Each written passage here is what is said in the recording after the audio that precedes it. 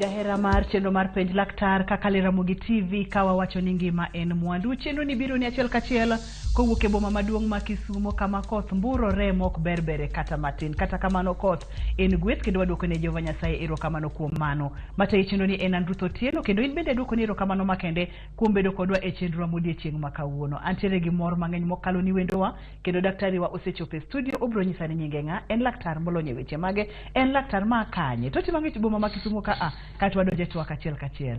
Machiegni daktari. Erokamano Ruth, aduoko erokamano kuom gwel ma kawuono lony ma antie godo mar tatuane gi shida madhi kamano. Amor mar bedo kodi e studio. Kaunda her mondo mago mbaka kotenore kod chandruoge mathoro mako joma mine. Nitiere tuo moro kang'e kaka wabokete gi dholuo maler, dholuo maber, abdominal uterine bleeding. Abnormal uterine bleeding. Tiende niya en chuer mathoth mar remo mar ofuk nyodo nikech nitiere ga remo mawuok kuom joma mine dwe ka dwe mano wang'eyo. To nitiere ga kama inyalo wach ni en abnormal uterine bleeding. Nitiere gin ga kidienje mang'eny. Ka ema dwani wakete maino kawuono daktari. Erokamano Ruth kuom luonga mondo mi wawuo wach mwawacho ni koro chuer asasa mar remo kowuok e mfuko mar nyuol mar joma mine, what we call abnormal uterine bleeding. To kaka iwache malber ni kapok wawacho gima abnormal ber kwang'eyo gima normal. To gima normal kaka iwacho ni en remo ma joma mine bedogo dwe ka dwe ma normal. Koro wanyatwake yo ma normal kaso wadhiye ma koro moki normal ni mar chuer asasa no kaso wabro kete kidieny mopogore opogore gi gimomiyo ng'ato nyalo yudo remo masasa ni, gima kaka inya geng'e gi kaka ng'ato nya yudo konyruok ka en gi asasa ni. Daktari tapa ni kapok wadonje normal ni naparo ni mondo wang'e ane ni to uterus kata od nyodo chal nade kae to kaponono ni remo mawuok asasa ni owuok kama chalo nade koka wadhi ma normal kata ma onego beni kaka en kod mano ma abnormal ma bende kod wadwa kete maino odiechieng' ma kawuono. Erokamano. Ofuko mar nyuol en ma koma nyathi betie. Koro kae kwang'iyo kate picha ma koro wan go mbele kae ni to ineno ka ofuko mar nyuol mwaluongo ni uterus no en koma duong' mineno ka ondiko uterus ka to kowuok gi piny to wayudo dhoge rangae komiluongo ni cervix. Kasto kwadhi piny mogik to koro kuro to ang' waluonge nade gi dho nikech kawuono kwa wuo piny koni kawuono wuoyo dhot e od nyodo ka waket maine od nyodo. Koro wabro wuoyo wach mar nyodo ni to gimora ibo yudo ka twak dhi mbele to wayudo ni shida moko nyabedo kuondego ko e od nyodo kono karidore kata piny tinya neno ka koro remo wuok piny kocha nikech mano to en iluongo ni rangach kuro nikech malo kocha odinore koro kata ka remo wuogi malo kocha to nyako kadh gi piny kono. Koro ka watwak to obro twake mago te nyaka yo moluono ka shida moro amora nitiere. Koro nadwa chako ka wacho ni mondo mi wawuoye gima remo masasa koro nyaka wachak twak kwa wacho ni ma kawaida ma normal to koro chal nade. Koro ma normal wan kaka joma olonye wach mar joma mine mondo mi bed gi remo ma normal en ni ng'ata ma miyo nyaka bed ni neno remo ma normal dwe ka dwe nyaka ne remo ma normal. To remo ma normal ni wana uwegi nitiere kidieny 4 ma kinyisa kaka remo ineno taneno ni ma normal. Nitiere gima wawacho gi dho ngere ni frequency. Frequency ni en kaka ineno remo mar dwe ka dwe. Koro remo mar dwe ka dwe nyaka bed ni ng'ato nene bang' ndalo 28 onya bedo from ndalo 21 nyaka ndalo 35. Nitie joma nene bang' ndalo 21 mano en normal. Nitie joma nene kata ndalo 35 to average ng'eny joma mine nene bang' ndalo 28. Kaso bang'e no wang'iyo gima waluongo ni duration. duration ni mano gi dongere ni seche mineno remo cha okaw ndalo adi kawaida onigore bednia okaw e kind ndalo 3 gi ndalo 8 koro kodhi mokadho ndalo 8 to koro mano kaka ng'ama olony abono ni kanitie shida kaso mar adek nitie gimwang'iyo mwaluongo ni irregularity regular Nino ka ng'ato wacho ni an periods ga gain regular. Ng'ama chielo nyacho ni periods ga in irregular. Koro ang'o mamiyo ng'ato wacho ni period ne in regular, ng'at machielo wacho ni period ne in irregular. Koro nyiso ni tarik minene period ok oningore pogruok me kind dwe ka dwe bedo mang'eny moingo ndalo 8. Yaani kinene wach ni otieko ndalo 29 dwe machielo ok oningoro be ni okadho ndalo 8 moingo mano. Koro oningoro be ni obet matin ne ndalo 8. Kiyudo ni nene wang' ni nene ndalo 28 dwe manyien nene ndalo 45 mano nyiso ni en irregular. Okay, consistent. Mara ng'wen kendo mogik wawoe gima luongore ni volume. Volume gi dongere kwa wache gi dholuo ni en kiwango mane mar remo mineno thoth mar remo sami dhi e dwe. Oningore seche ma idhi e dwe cha ineno remo ma romo kiwango mar 80 mils mano kawaida. Mano to ipimo to pime kanye madwa wuoye. Ng'eny pim mar volume no chando ji to nige jowa matinde gitiyo gi pads. Koro pads pad achiel onigore bedni tingo remo chopo gimoro 25 mils. Kata kwa nyalo simplify wacho ni pad achiel onigore bedni itiyo go molo 3 hours. Koro ka idhi e dwe titiyo gi pad miloko pad saka sa kata iloko pad achiel matin ne seche 3 mano nyiso ni remo ma migolo ng'eny molo ma kawaida. Iwinjo. To koro ko pad achiel itiyo go mar seche 3 kata moingo seche 3 mano to koro kawaida. Koro in terms of normality kwa wuoye wach ni koro normal period onigore bedni bede e kidienje 4 go. Nyiso ni kidienje ka kidienje category obedo makare.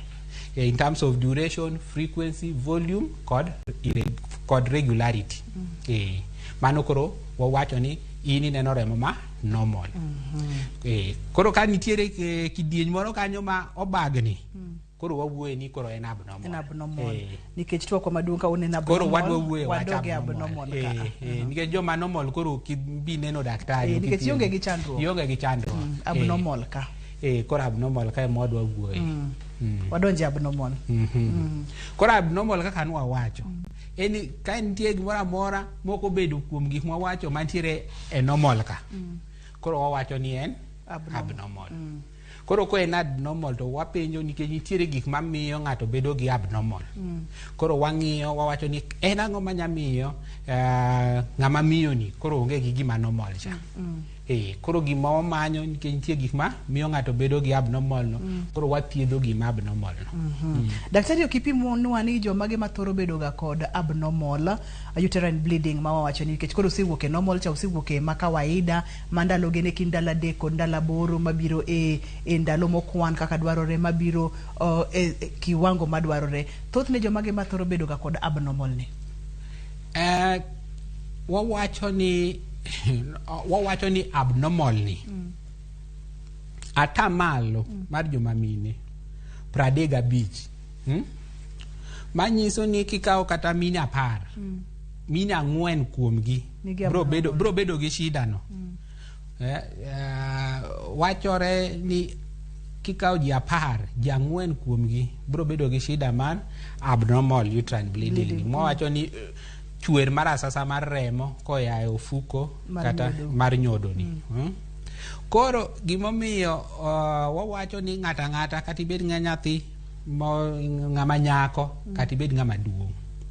Koro nitiere gima luongo ni causes gi dholuo wach ni gigo makelo gini.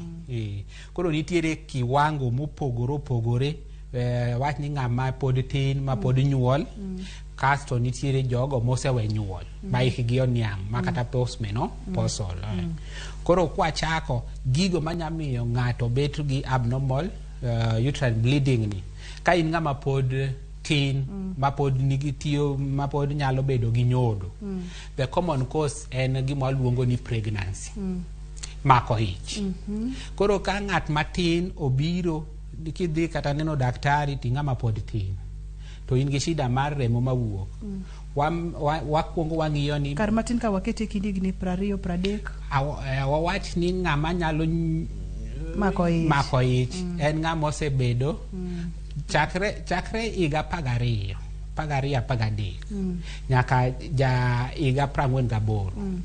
Mawacho ni kisechopo iga 48 ani kichopo iga 45 to koro in kanyo gima luongo ni perimenopausal.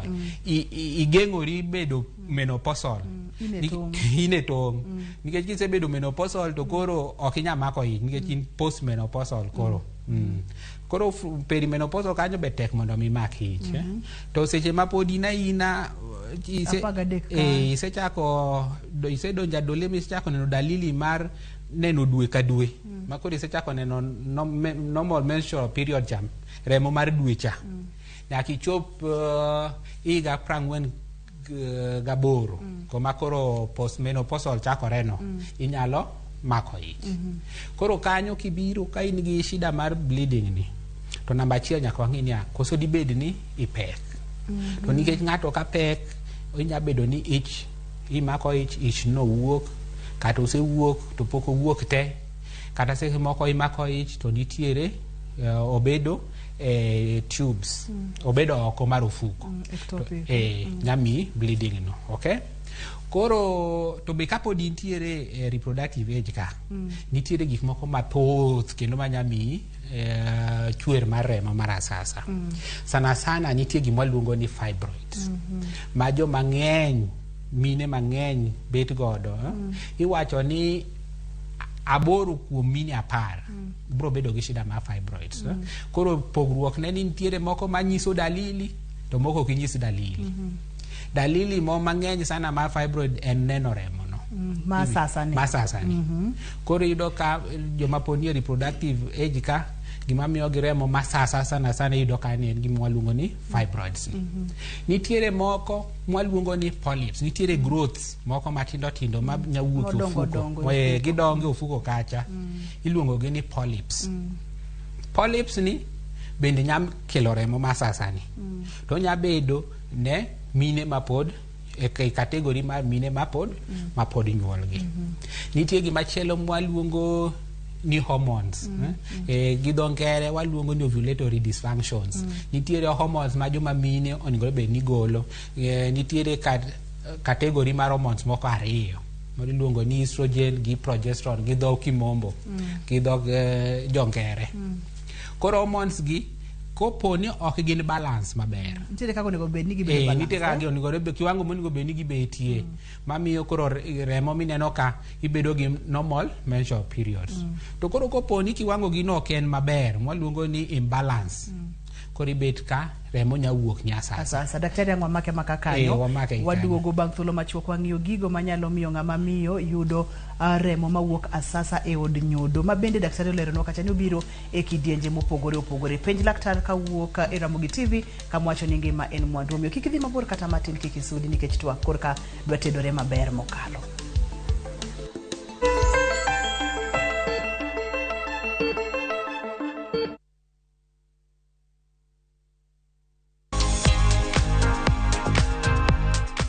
Yedhe mabecho mag thieth nitiere. Tudri kod jolony mag thieth mag jamni mondo olosni chenro mar kago jamni maromre kod rang'iny kata kwan mag pith mari kod lek magi mag pur gi pith.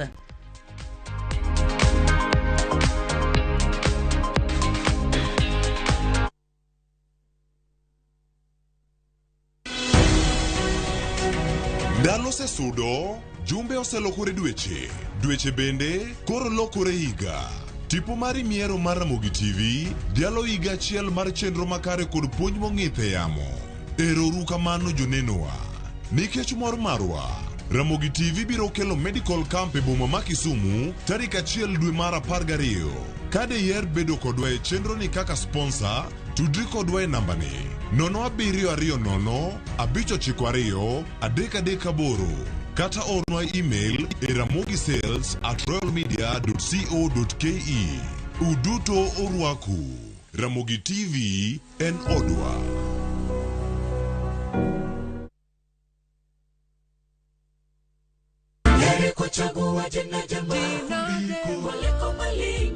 Ging'wono mar Nyasaye manyisore e ngimawa kinde ka kinde. Ber ka waduoko ne erokamano kod pak. Ma watimo sabato ka sabato chakre saa 2 mar okinyi. Yud gweth kod ngima manyien kuom Kristo kokalo kuom puonj koa kuom jotich Nyasaye. Sikie lamo, nyis Ruoth Jehova Nyasaye entie gi duoko maber ne ngimani. E chenro mar Injili ngima e Ramogi TV.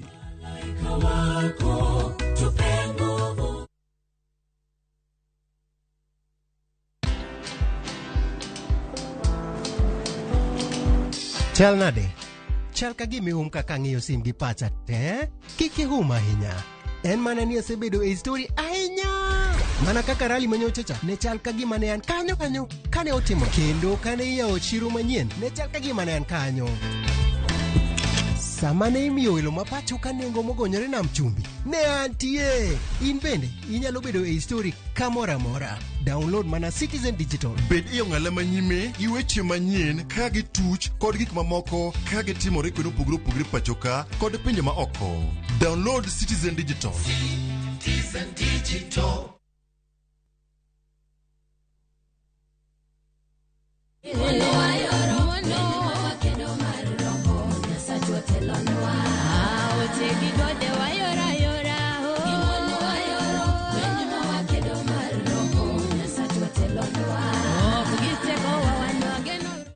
Opakron, anilonga ni Sarah Brenda, mondo mi yud wenda ni kaka sikiza Churumari, dimana *860*418#, to parie, Ramogi TV, en yaot mar jower duto.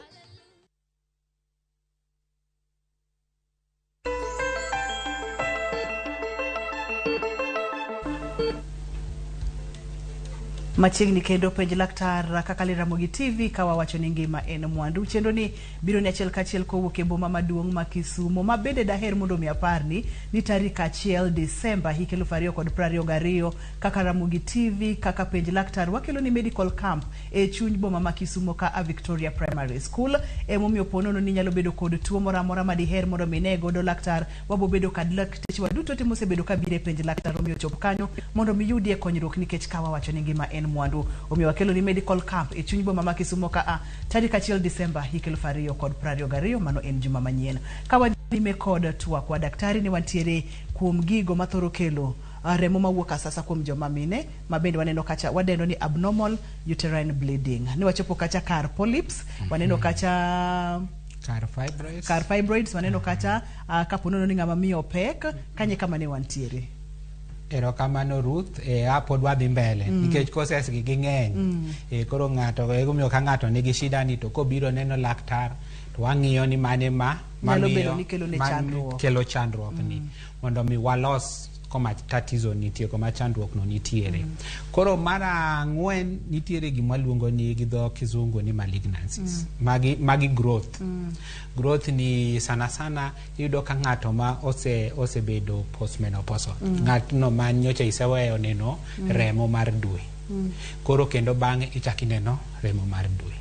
Koro magi sana yudo ka growth gi onya bedo kumoro amora. Onya bedo ofuko mar nyuol, onya bedo malo mar ofuko no, onya bedo dho ofuko no kuma luongo ni cervix. Ma cervical growth no mo luongo wadendo ni cervical cancer no. Ento en topic moro malach ma chieng' moro kendo wabro duogo kendo wachak wagoye mbaka mondo watwag wane kaka wanyalo inya konye. Koro malignancy no bende gin gimoko mabet mathoro miyo ng'ato remo wuok ne ma sasa. Machielo wanyawacho nitiere jogo ma nigi shida mar remo, poto mar remo, ma dhok ngere luongo ni coagulopathies. Yani rembi liu, jomogo ma rembgi liu, to koro remo wuok awuoka. Koro ka gitemo, ka gidhi neno remo mar dwe, to koro wuok mang'eny, nikech oliu ok opoti. Mano bende nyalo miyo ng'ato bedo gi shida no. Nitiere moko mwa neno kaka jok ma tiyo gi yath, gik mwa luongo ni latrogenic, sek moko kitiyo gi family planning, hormonal, inconsistent, kitiyo kod ima kaka ondiki, sek moko kitiyo kod ka family planning, onya miyo ine remo mawuok asasa. Koro mago kidieny mopogore opogore, gigo manyako kelo chandruok mar remo mawuok asasa ni. Maka ponono ni neno remo mawuok asasa ma ok en normal, abnormal, teneni owuok mang'eny, wang'iyo volume, kaeto samoro wuok kuom ndalo mathoth, ma ok onego bed ni owuok ni wacho ni ndalo ma normal e kind ndalo 3 kod ndalo 8, matin ne 8, kaeto ni pimonwa kacha ni samoro tarik, nitiere kaka ochapni iye kore ka ama ok en regular, inyalo bedo ni chich ni nyaka bedie nitiere kod chandruok. To bende pimonwa gigo mathoro kelo chandruok ni. Daktari, ka ponono ni ng'ato biro iri, mupimo ni antiere kod chandruok ma kama mar remo mawuok asasa e ofuka nyodo, samoro osenene diriyo didek, e dweche 2 kata e dweche 3. Thothne itimo diagnosis nango mondo mifweny ni ma to nyaka bed ni polyps ema kelo ma to nyaka bed ni fibroids ema kelo ma to nyaka bed utime nango, nikech thothne thieth luwore kod gima kelo chandruok. Koro maduong' chutho Ruth en ni nyaka wayud ni ang'o ma omiyo ng'ato bedo gi shida no. To yudo gima omiyo ng'ato nigi shida no, nyaka watim ne diagnosis kaka iwacho maler. To diagnosis no oting'o go mbaka gi jatuo, gima luongo ni history. Obro nyisi kaka nyocha ne periods ge en. Iyudo ni nitiere ng'at man nochako neno remo ka oja higni 14. To nyocha iyudo ka seche moko ne en gima nonena na remo maber, koro dweche 2 kata mokadho, what we call acute, to ochako bedo gi shida ni.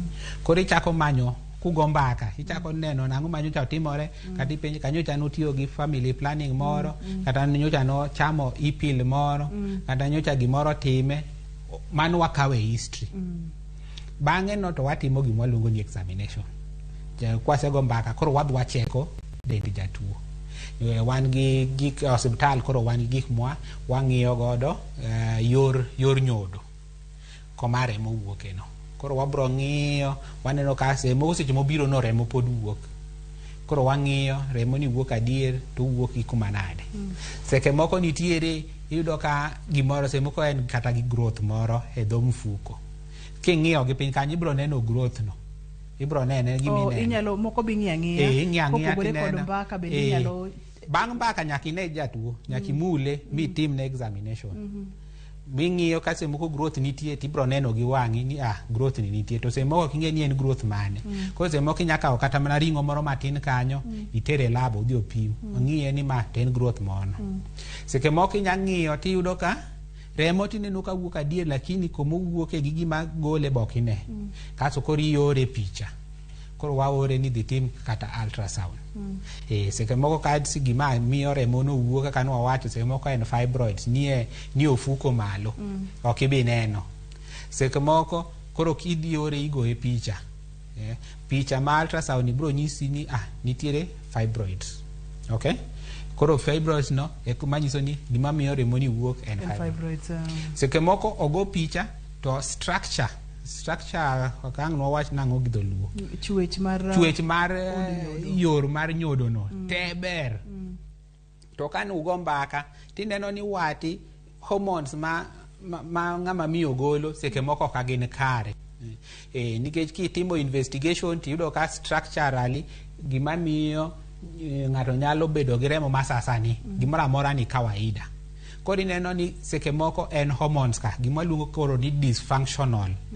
Function moro ma hormones ka timo ka, koro ka gin balance maber. Hormones ariyo mwawuoye wach estrogen gi progesterone.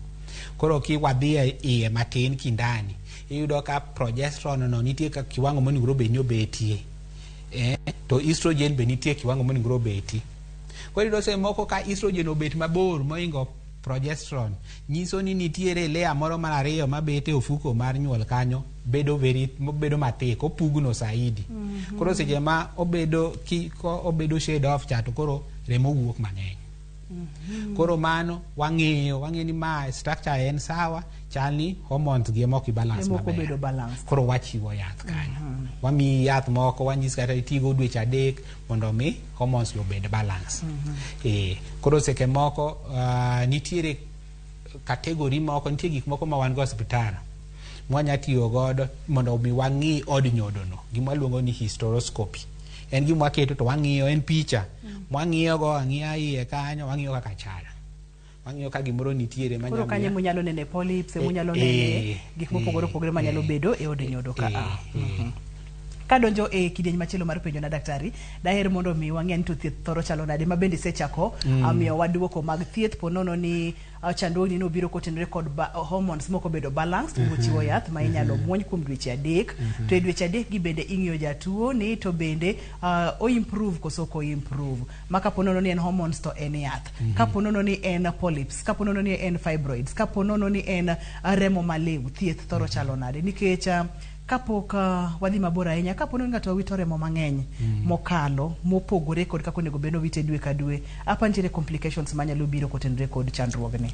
Erokamano Ruth, wacha dir ang watwage wach complications go bang'e matin koro kwa wacho ni thieth luore gi gima omiyo gimokele koro kaka wawacho gigo kategori ma gik mokele wawacho ni ka hormones shida en hormones kwa timo nonro mayudo ni hormones gi e shida to nitie yien mwachiwo gibed balance ma balance gi koro kwa yudo ka shida en fibroids to nitiere kiwango mar thieth mwachiwo nitiere yath mwanyachiwo ka en fibroids luore gi size mare nitiere size moko madongo makoro chuno ni nyaka wagolgi koro mano golo gino koro iluongo ni surgical management ka en polyps ema miyo ng'ato bleed mang'eny koro nyaka wadhi wagol that polyps kopo ni en growth mwawuoye chande growth no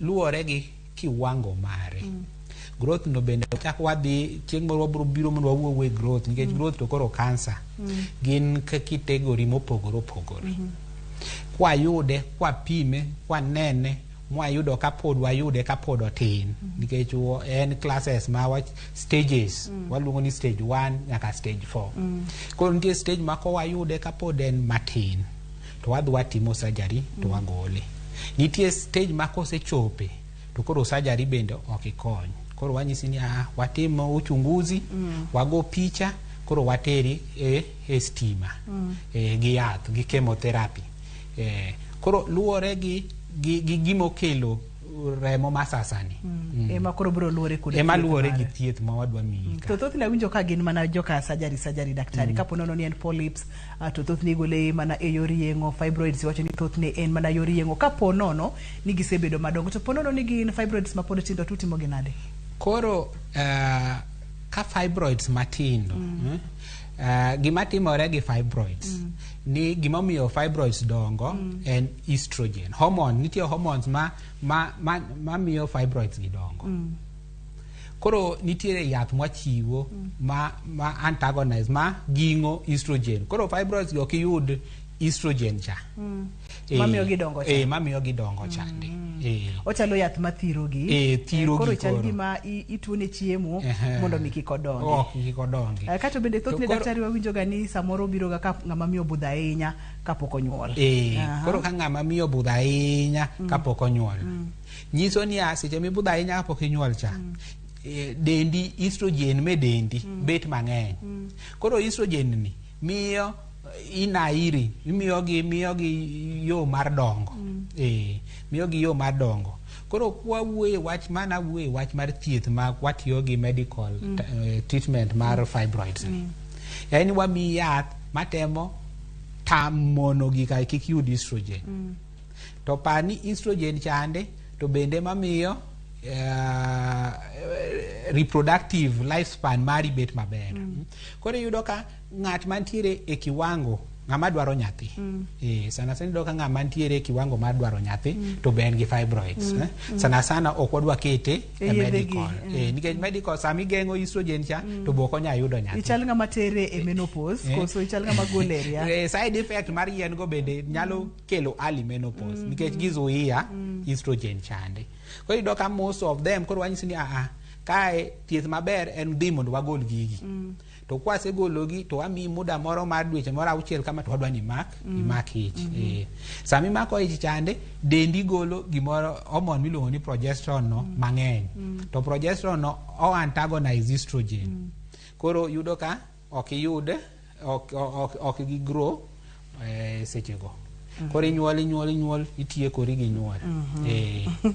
Iwacho ni kore inyuol itiekori gi nyuol mondo koro nikech ginyalo riyo ka. Koro ka giriyo ka mbele kuro. Nikech ok inyal timo surgery sa ka sa mar golo fibroids. To koro ka mbele kuro nikech giduogo ga.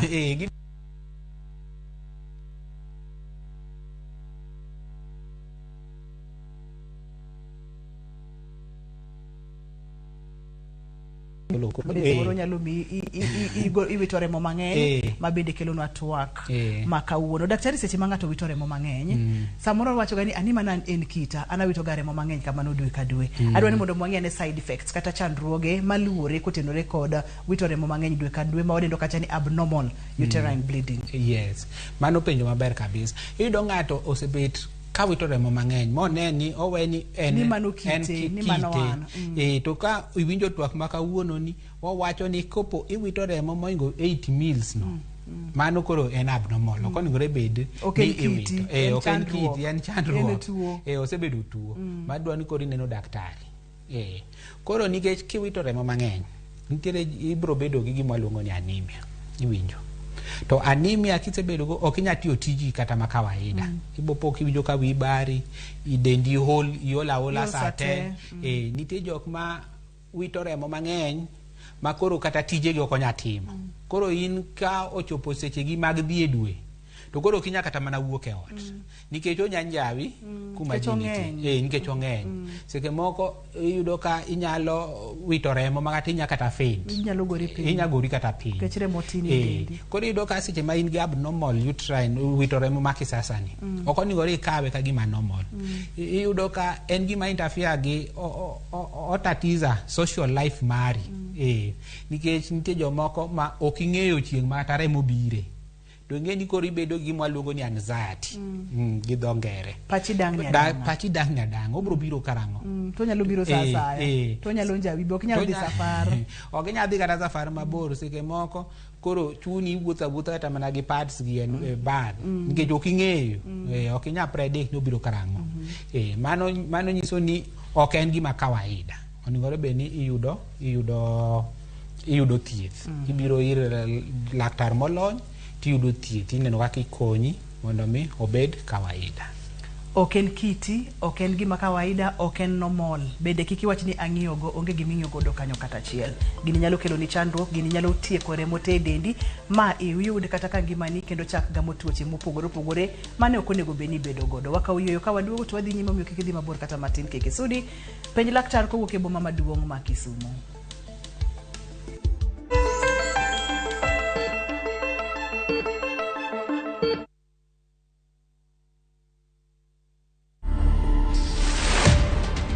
I've done a couple of multinational bike trips. I've done like a lot of Nairobi to Cape Town solo rides. I've been traveling for more than 12 years, but it's just that I haven't been putting it out there. For me, without bike, I don't know, I can't stand even 2-3 days. If I go safari or something, I can't stand like a day or two. So no preference for you, but bikes for me anytime. To watch this story and more, download the Citizen Digital app today. Kenya's #1 app, Citizen Digital.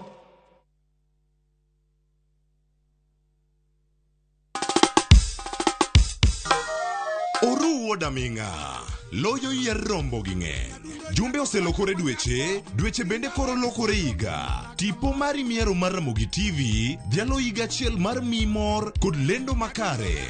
Nikech mor marwa kodi kaka janeno marwa, Ramogi TV biro bago budho mara tipo e boma ma Kisumu. Tarik 2 dwe mar 12. Wabiro bedo gi jothumbe marauma e piny Luo ka wamiel kendo wagoyonu erokamano. Ka diher bedo kodwa e chenro ni kaka sponsor, tudri kodwa e namba ni 070 592 338 kata orno email e ramogisales@royalmedia.co.ke. Uduto orwaku. Ramogi TV en odwa. Dalila kona kama Duka maduong' mar Uhuru Superstores mantie Kisii ochopo gi uso maduong' mar Black Friday. Chieng' Friday, tarik 15 higani, chopo Uhuru Superstores mondo ichodh mwandu modhuro e nengo moyweyo. Yudo fuong'ruok ka inyo gik mathoth e yor wholesale ma bang' chudo tuwakoni nono maonge chudo moramora. Wan kod offers moyiedhi ne skunde, osiptande, johala mag dukni kaachiel gi hardware e kind mamoko. Ywa tola namba mar 07 23 79 203 mondo timo oda mari kawuono. Uhuru Superstores yudre Uhuru Complex Building e boma Kisii. Uhuru Superstores, karibu nyumbani.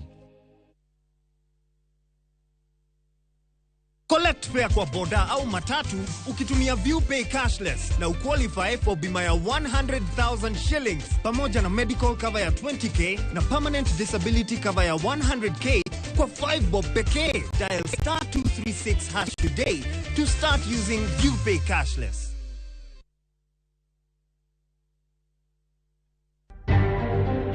Od bura mamalo koro oseikore mar winjo dwaro mar kweth 4 madwaro ni ogol oko commissioners 4 mag IBC mane obalo kod duoko mane olandi kod Chebukati.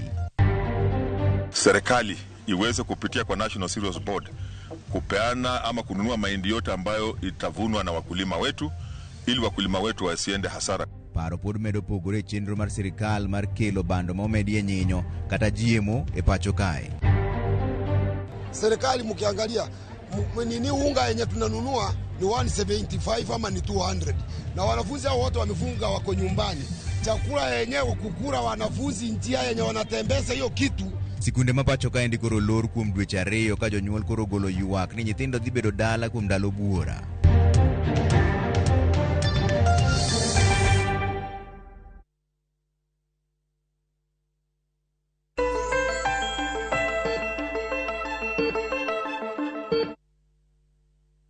Penj laktar kakale Ramogi TV kawa wacho ni ngima en mwandu. Daktari wa olero nwa owuotho kod okang' kokang' opimo nwa kapono ni neno remo mang'eny mokalo mano ken kiti kiking'igo mano chandruok maduong' monego beni neno le laktar. Emomiyo entiere studio mondo mi opimnwa kendo mondo mi olerno. Daktari kane pok wadhi e yweyo ni pimonwa kacha thieth mabende leronwa kacha ni thothne luore kod gima kelo chandruogni. Wabodhi nyime gi kanyo mondo mi wang'iyane kaka ng'ato onego beni wuotho e thieth kapono ni samoro obare kata timne surgery kaka onego beni oritore kod yedhe monego beni omuonyo e seche mamago duto te dhi nyime. E seche ma laktar timonwa mano tin bende nyalo tudori kodwa.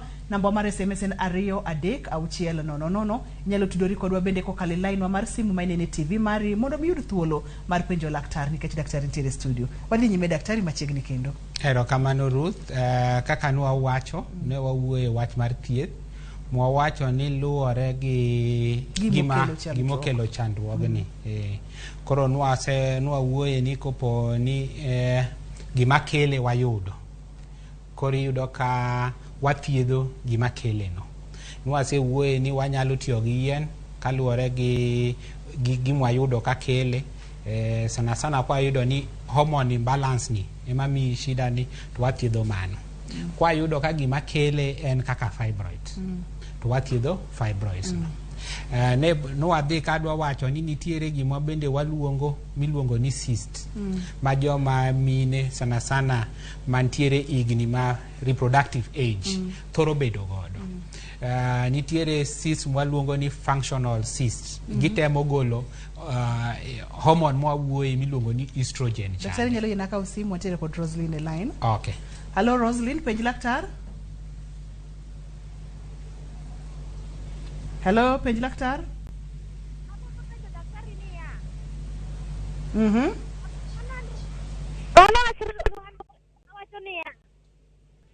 Wawinji dhi nyime? Andi an gi remo ano. Remo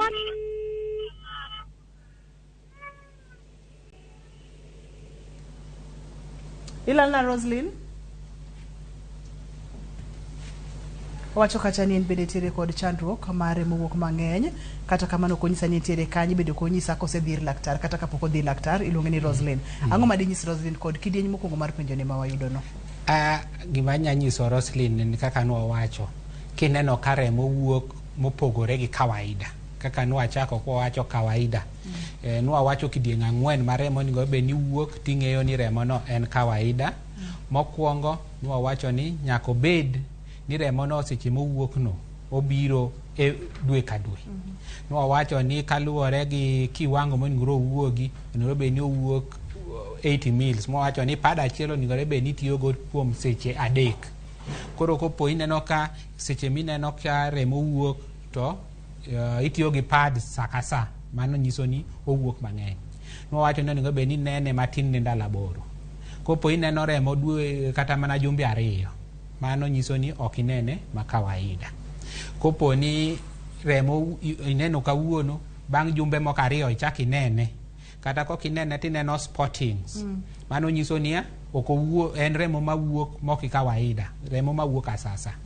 Mano nyiso gima duong' mwanya wacho ni ne tim juhudi mondo idhi ne laktar, mondo laktar ogo kodi mbaka, mondo laktar opimi, kaso laktar bro timo gima luongo ni investigations. Ayudo Roslyn kendo daktari. Anyalo tema winji gima Roslyn wacho. Roslyn, machiegni kendo? Yes, I'm Roslyn. I'm Roslyn. Roslyn, na winji kendo daktari?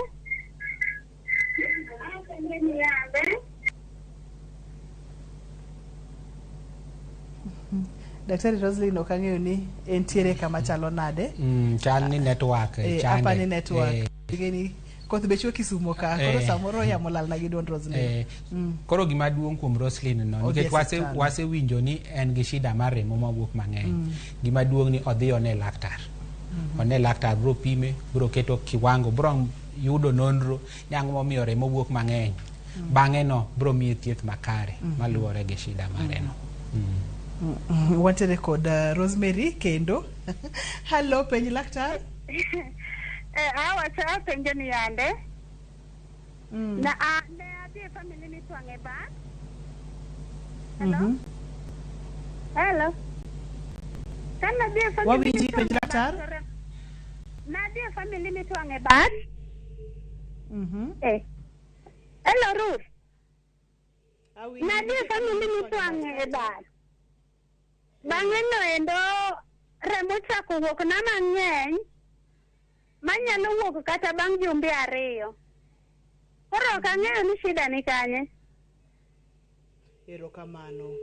Daktari nodhi e family mitwang'e bat, to wacho ni bang'e nochako yudo remo mang'eny mokalo, ma tok jumbe 2 to yudo remo, tok jumbe 2 to yudo remo. Erokamano Ruth, kaka nwawacho ni family planning ni, method ma family planning ni onyami kata side effect mar remo mowuok asasa ni.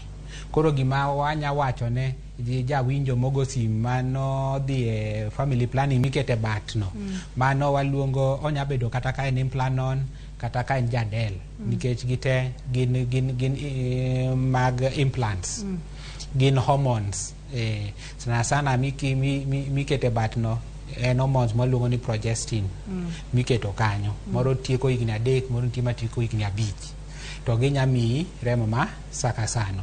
Koro kiyudo side effect no, to gimatimo en wagolo that method of family planning, ibiro hospital, ineno laktar, ibo timni gimiluongo ni counseling, imi options, wan gi options mang'eny. Chieng' moro wabro biro watwage methods make family planning gi, nikech jomoko ok ong'egi maler. Koro igolo nigo kasi mi machielo, option machielo madhi gi dendi maber. Antiere kod Karo e simu. Hello Karo, penj laktar. Kasto ataka penjo niya. Kata ka an pok na dhi kata family planning, pok na tiyo gi family planning. To nyuol be pok atemo ga nyuol. Lakini an gi shida ni ka sasa maneno malo to nitiere rem mawinjo sana.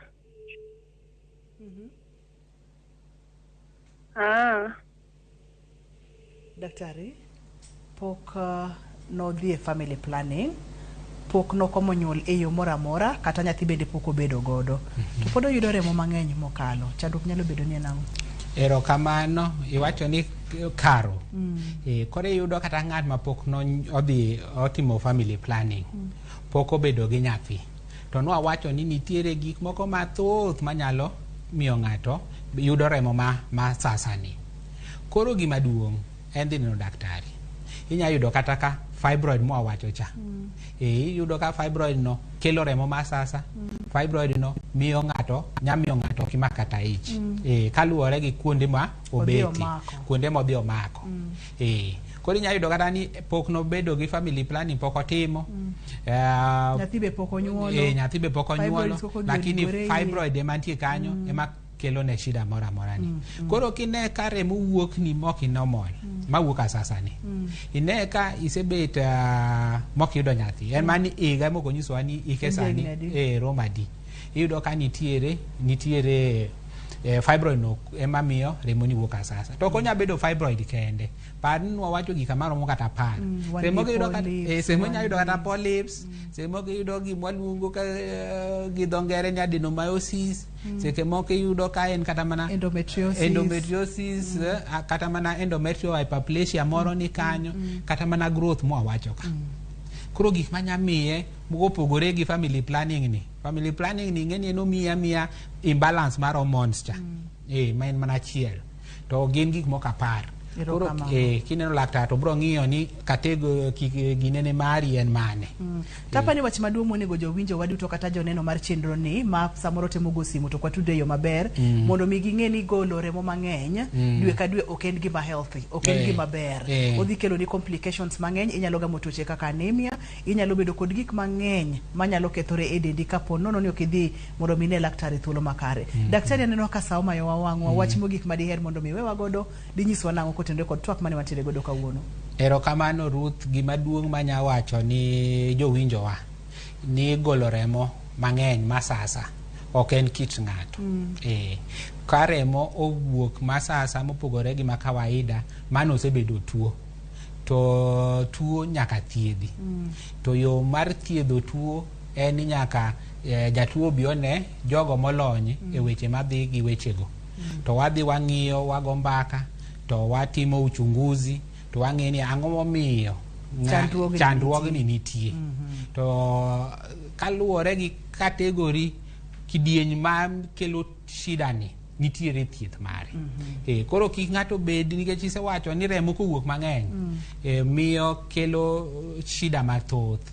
Mar anemia ok inyal tiyo tijegi, ok inyal kata riwore gi seke moko luoro ng'eny, pachi ng'eny. Koro ber ni kineno ka remo wuok asasa moki ma kawaida ni. Dine laktar. Kapo ni ng'ato dwani ni yudi kanye daktari? Ng'ato kadwa nena awacho ni atiyo hospital mar Oyugis District Hospital, Kisumu kae batiyo a consult hospitende ma private mopogore opogore. Namba na bende ginya nwang'e namba na kasto ginya biro e clinic mondo wago mbaka. Namba en 0723 695971.